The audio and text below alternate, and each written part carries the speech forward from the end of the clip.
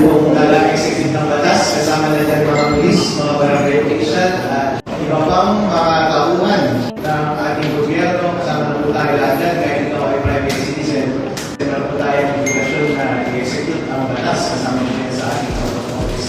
At kasama po sa ating pag-execute ng batas, kapag meron tayo nakikita kapalian, ay i-apprehend natin sila. Kaya po kapag hindi ninyo i-apprehend yung tao na kukulang sa batas, ay lumalabas po kayo sa inyong kukuling bilang public official na kasama. Lamang po, kung kayo po ay natatakot na makakagalit sa inyo ang inyong mga mamamayan, huwag na lang po kayo maging public official. Maging manliligaw na lang po kayo.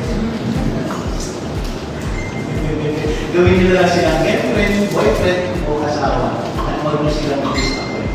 Pero kung kapag kayo ay public official, nakakalis